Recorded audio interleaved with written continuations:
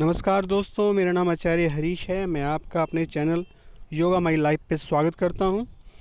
आज का मेरा विषय है श्रीमद् भगवद गीता के 4 भगत। सबसे पहले आपका धन्यवाद कि आप ये वीडियो देख रहे हैं और मैं कोशिश करूंगा कि आपको इस वीडियो में अच्छी जानकारी मिले श्रीमद् भगवद गीता के 4 भक्तों पे, कि भगवान श्री कृष्ण ने 4 कौन से भक्तों के बारे में श्रीमद् भगवद गीता में कहा है। थोड़ा सा मैं आपको अपने बारे में बता दूं कि मेरा नाम आचार्य हरीश है। मैंने एमएससी किया है स्पिरिचुअलिज्म में। मैंने भगवद गीता पे 2 साल का कोर्स किया है चिन्मया इंटरनेशनल इंस्टीट्यूट से, और वहीं से वेदांता स्टडी किया है। मैंने वेदों को स्टडी किया है संदीपनी आश्रम से। तो आध्यात्मिक सफ़र मेरा पिछले 10 साल से चल रहा है। मैंने बहुत सी पोस्ट जो है भगवद गीता पे लिखी हैं। आज उनमें से एक पोस्ट जिसका नाम है श्रीमद् भगवद गीता के 4 भगत, उसके बारे में आपको बता रहा हूँ। तो भगवान श्री कृष्ण ने श्रीमद् भगवद गीता के अध्याय 7 में श्लोक संख्या में श्रीमद् भगवद गीता में 4 भक्तों के बारे में उल्लेख किया है, जो कि इस प्रकार से है। 4 प्रकार के भक्त होते हैं: अर्थार्थी, आर्थ, जिज्ञासु और ज्ञानी।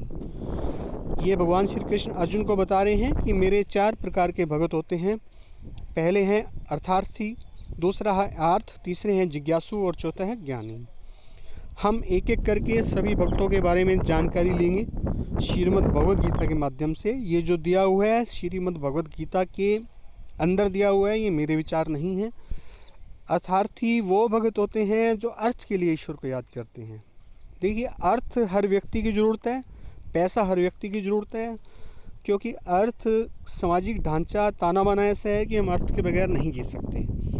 लेकिन जब अर्थ की ज़रूरत पड़ती है तो हम लोग सबसे पहले अपने नियर बाई दोस्तों और रिश्तेदारों को टटोलते हैं, उनसे मांगते हैं या बैंक में लोन के लिए अप्लाई करते हैं।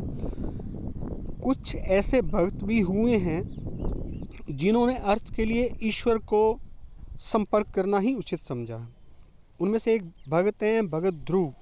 देखिए, भगत ध्रुव जो है, उनके पिता एक राजा थे, राजा के बेटे थे, और राजा की 2 रानियां थी। वो बड़ी रानी के बेटे थे। जब वो अपने पिता राजा की गोद में बैठना चाहा तो उनकी छोटी माँ ने उन्हें कुछ गलत बोल दिया, जिससे वो दुखी हुए और उन्होंने अपनी बड़ी माँ को इसके बारे में कहा। तो उन्होंने कहा कि तू क्यों नहीं भगवान विष्णु का से संपर्क करता, क्यों नहीं उनसे मांगता। तो उन्होंने ठान लिया कि अब मैं जो भी मांगूंगा, जो भी कुछ चाहिए मुझे, मैं भगवान विष्णु से मांगूंगा। तो उन्होंने अर्थ के लिए एक ही सोर्स चुना कि मुझे ईश्वर से ही प्रार्थना करनी है, ईश्वर से ही मांगना है। तो ये पहले प्रकार के जो भक्त हैं वो भक्त हैं जो अर्थ के लिए केवल और केवल ईश्वर से संपर्क साधते हैं। फिर आते हैं दूसरे प्रकार के भगत, जो जिन्हें आर्थ कहा जाता है, जो ज़रूरत पड़ने पर ईश्वर को याद करते हैं। जब ज़रूरत पड़े, जब वो कठिनाई में हो, जब वो मुसीबत में हो, तो वो ईश्वर को ही याद करते हैं।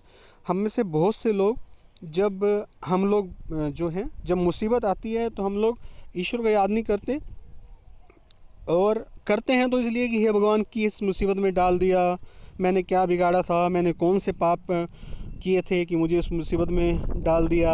या हम रिश्तेदारों को कांटेक्ट करते हैं, यार दोस्तों को करते हैं। कभी हमने ऐसा नहीं किया कि ज़रूरत पड़ने में हम कहें कि हे ईश्वर, अब आप ही मालिक हो, आप ही मदद करो, शांत भाव से। हमने कभी ये नहीं कहा। देखिए, द्रौपदी का एक उदाहरण है। हालांकि द्रौपदी ने जो है उसका ये फिट उदाहरण नहीं है, क्योंकि द्रौपदी ने उससे पहले अपने हस्बैंड से और अपने जो 5 पांडु हैं उनसे गुहार लगाई थी।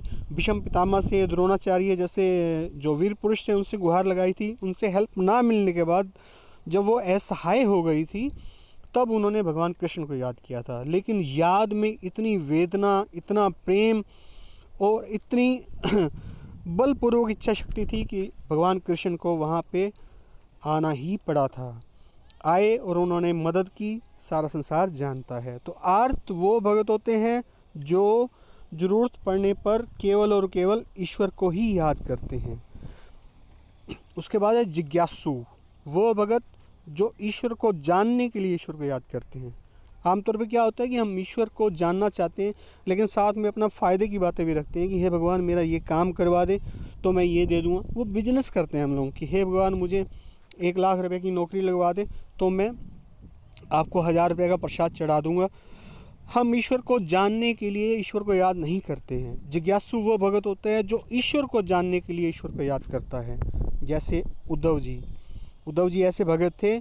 ऐसे बहुत सारे भगत हुए हैं, सूरदास, तुलसीदास, इस तरह के बहुत सारे भगत हुए हैं जिन्होंने ईश्वर को अचीव किया है। वो जिज्ञासु भगत हैं। लेकिन जिज्ञासा किस चीज़ की? ईश्वर की जिज्ञासा। किस चीज़ की जिज्ञासा? ईश्वर की। किसके लिए? ईश्वर के लिए ही। एक सच्ची जिज्ञासा, किसी संसारिक काम के लिए नहीं, केवल ईश्वर के लिए। फिर आता है ज्ञानी। देखिए, भगवान श्री कृष्ण ने ज्ञानी को अपना रूप ही माना है।